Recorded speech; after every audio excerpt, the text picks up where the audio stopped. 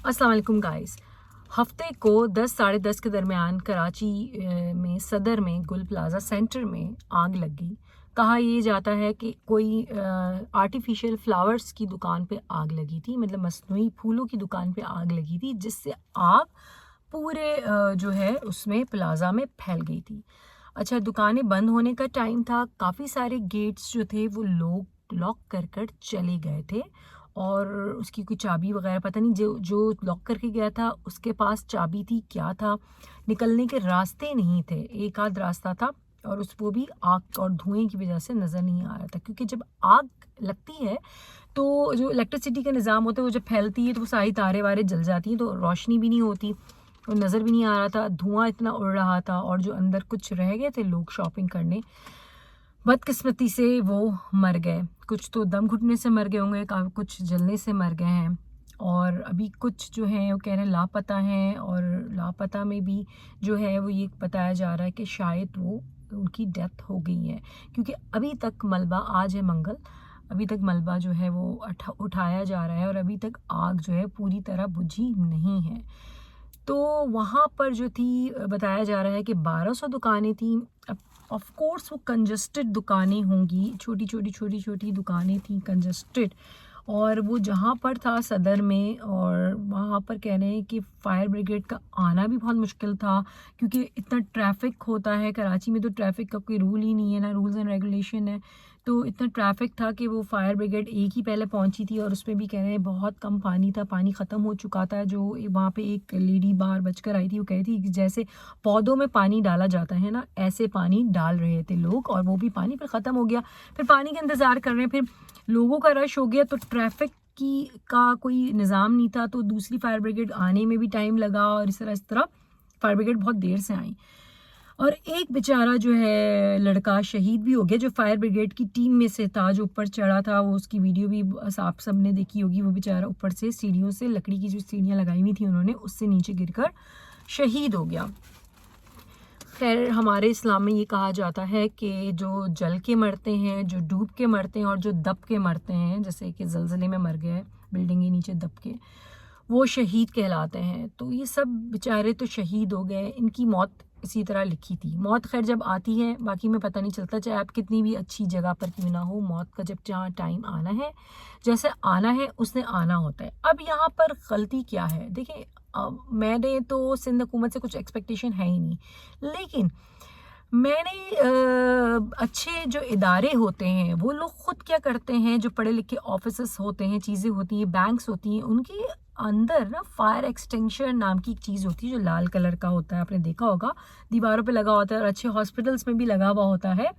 वो इसलिए होता है कि पानी से आग इतनी जल्दी नहीं बुझती, जो उसके अंदर गैस होती है उससे आग बहुत जल्दी बुझ जाती है। अगर 1200 दुकानें थी, हर दुकान में भी होता और हर दुकानदार अपनी आग बुझा रहा होता, तो आई थिंक डेथ्स बच सकती थी।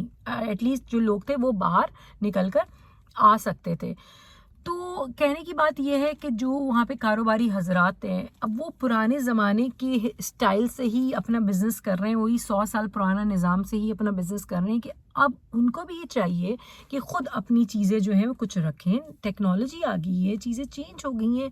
अब तो मेरे ख्याल से ये मैं बता रही हूँ लाल वाला, क्योंकि हमारे मुल्क में यही होता है, तो बाहर के मुल्कों में तो कोई और भी सिस्टम आ गया होगा इस तरह का। दूसरा क्या है कि इतनी बड़ी जब बिल्डिंग है, चलो हर चीज़ गवर्नमेंट पे भी नहीं डालनी चाहिए, सिंध की तो गवर्नमेंट है ही नहीं, समझे ना। अब आपने खुद करना है, सेल्फ अपना हिफाजत करनी है खुद। तो सेल्फ हिफाजत कैसे करनी है कि जितने भी 1200 दुकानों के दुकानदार थे, ऑनर्स जो थे, वो मिलके भी पैसे जमा कर कर हर जगह पर वो लगा देते स्मोक डिटेक्टर। वो जो क्या होता है कि वो जैसे धुआं उठता है ना, टिंग डी डी डी साउंड बजने लग जाता है। जब साउंड बजने लग जाता है तो लोगों को पता चल जाता है यार आग लगी है, और जो है वो सब भागने के लिए वो करते हैं। मतलब हमारे यहाँ तो ये समझते हैं लोग कि बस आए हैं तो कभी मरेंगे नहीं, या हम ऐसी जगह पर है वहाँ महफूज है। अभी कोई इंसान कहीं पर महफूज नहीं है, खुदा ना खासा। आपने देखा था कराची में एक जहाज़ गिरा था, कोई भी, मतलब आपके घर की छत पे भी कोई जहाज़ गिर सकता है, कुछ नहीं पता होता। बुरा वक्त जब आता है कुछ पता नहीं होता, लेकिन जब इस तरह की कॉम्पैक्ट बिल्डिंग्स हों तो आप लोगों को ख़ुद भी अपनी एहतियाती तदाबीर करनी चाहिए। बहुत सारी वहाँ पे बिल्डिंग्स हैं, पता नहीं कौन कौन सी ज़ैना मार्केट है, पता नहीं क्या क्या है। मैं तो तारिक रोड का जानती हूँ कि वहाँ पे राबी सेंटर है, वो भी इसी तरह का कॉम्पैक्ट, बहुत सारे कपड़े कपड़े कपड़े कपड़े, ठीक है। तो एक आग लगेगी वो तो फिर ठक ठक ठक ठक करके फैल जाएगी, जैसे यहाँ पर फैली थी। और यहाँ पे पता नहीं क्या किस किस्म का क्या गैस अंदर भरी हुई थी, या लोगों ने हीटर्स चलाए हुए थे, क्या था कि इतनी जल्दी आग फैल गई। ये तो अभी रिपोर्ट में नहीं आया कि इतनी जल्दी आग फैलने की वजह क्या थी, क्या रीज़न था। शायद सर्दी की वजह से खिड़कियाँ बंद थी। दूसरा ये बात मैं बोलूँगी, एक तो हर दुकानदार, चाहे छोटा दुकानदार, एक तो यहाँ पे खुद ही मालिक होते, खुद ही वो होते हैं दुकानदार जो होते हैं ना। एक तो मुझे तो ये भी लगता है कि बहुत सारी तो दुकानदार जो होते हैं वो दुकानें खोल के बैठ जाते हैं, लेकिन उन्होंने कोई रजिस्ट्रेशन नहीं कराई होती, उनका किसी को कुछ खुद ही प्रोप्राइटरशिप होती है उनकी, वो खुद ही सेल्फ सब कुछ होते हैं और टैक्स भी पे नहीं करते हैं गवर्नमेंट को। हमारे मुल्क में, बाहर के मुल्कों में ये होता है कि कोई भी अगर कोई बिजनेस खोल रहा है ना, तो वहाँ पे रजिस्टर कर ठेला भी लगा रहे हैं ना, वो लाइसेंस के बगैर ठेला नहीं लगा सकता। यहाँ पे हर कोई बिजनेसमैन बना हुआ है, हर कोई पॉलर वाला बना हुआ है, हर कोई अपनी मर्जी से सब कुछ बना हुआ है, हर कोई अपनी मर्जी से टीचर भी बना हुआ है, हर कोई बिजनेस कर रहा है, ये कर रहा है। बिजनेस करे अच्छी बात है, लेकिन उसकी थोड़ी बहुत नो हाउ तो हो। या आप लोग जो टाइम के साथ चीज़ें होती हैं वो तो सीखें, कुछ चीज़ें खुद भी करनी पड़ती हैं इंसान को। जैसे कि अब मेरी दुकान है तो मैंने डस्टबिन खुद रखना है ना, अब गवर्नमेंट आके मेरी दुकान के अंदर तो डस्टबिन नहीं रखेगी।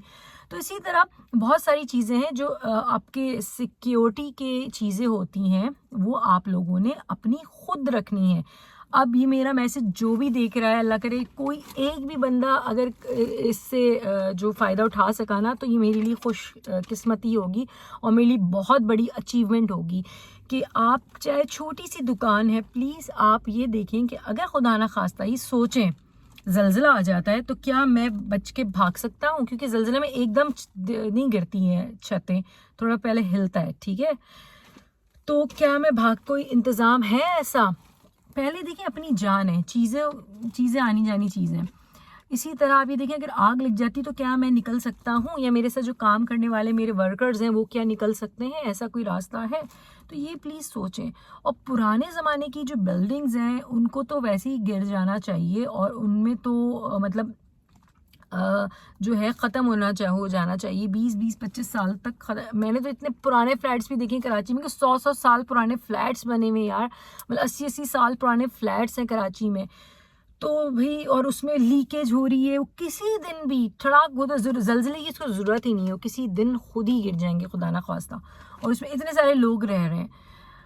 तो कहने की बात यह है कि कुछ सिक्योरिटी जो है वो हमें एज अ इंसान अल्लाह ताला ने अक्ल दी है। अब तो ये मोबाइल आ गया है, सबके पास है यार, इंटरनेट है, इतनी अवेयरनेस हो रही है। आप लोग अपनी दुकानों में फायर, कितने का आएगा यार, कितने का आएगा, 5,000 10,000, मुझे खैर एक्चुअल प्राइस नहीं पता, लेकिन चलो 20,000 का भी आता है तो अपनी ज़िंदगी के लिए इंसान ले सकता है ना। और कल को ऐसी दुकानों में ज़लज़ला आ गया तो क्या करेंगे यार, कोई रास्ता ही नहीं है। और आप लोग जो हैं वो दरवाजे बंद कर, जब अंदर सब हैं तो दरवाजे लॉक क्यों किए भाई, लॉक क्यों किए दरवाजे? दरवाज़ों को जो है वो आखिर में लॉक होना चाहिए ना। हर कोई अपने अपने शायद साइड के, मेरे ख्याल से कॉरिडोर्स होंगे जिन जिन की दुकानदार जा रहे हैं, वो अपने दरवाजे लॉक करके जा रहे हैं। तो कहने की मकसद ये है कि भाई कुछ तो इंतज़ाम रखें। एग्ज़िट गेट होता है, खैर ये पुरानी बिल्डिंग थी, लेकिन हर कोई अपनी शॉप पर अपने लिए फायर एक्सटिंग्विशर, स्मोक डिटेक्टर और इस तरह की जो चीज़ें हैं वो अपने पास रखे, और हर कोई अपना ख्याल रखे। और मैं तो ये बोलूँगी कि जो पुरानी दुकानों में अभी लोग जो हैं काम कर रहे हैं, पुरानी बिल्डिंगों में कोई वर्कर हैं, वो तो नौकरी छोड़ दें, और जो ख़ुद बिजनेसमैन है, ख़ुद दुकानदार है, वो कहीं और अपनी दुकान शिफ्ट कर ले, चाहे रेंट पे ले ले, कुछ भी कर ले, लेकिन इसको बेच दे या कुछ भी कर दे। और गवर्नमेंट को तो पुरानी चीज़ें जो हैं वो ख़त्म कर देनी चाहिए, बिल्कुल ही ख़त्म कर देनी, मतलब उसको एज अ मतलब वहाँ पे कोई अभी न्यू काम नहीं होना चाहिए यार। इतना जहाँ पे पब्लिक प्लेस होती है ना, वहाँ पे रश भी बहुत होता है। अभी रमज़ान आ रहे हैं, फिर ईद आएगी, ईद की शॉपिंग पे आपको पता है कितना रश होता है। फिर वो जो रोड पे कार जो ट्रैफिक चलता है तो वाइब्रेशन होती है, उससे भी बिल्डिंगें हिलती हैं, उसमें भी डर डर डर आवाज़ें आती हैं। मुझे तो यही डर लगता है खुदा ना खास्ता कोई बिल्डिंग वैसे ही ना गिर जाए बगैर आग के। बस जो भी है जहाँ भी है अपना ख्याल रखें, और अगर आप लोगों को मेरी वीडियो पसंद आई है तो प्लीज़ लाइक सब्सक्राइब करना मत भूलिएगा, शेयर करना मत भूलिएगा। जब तक के लिए अल्लाह हाफिज़।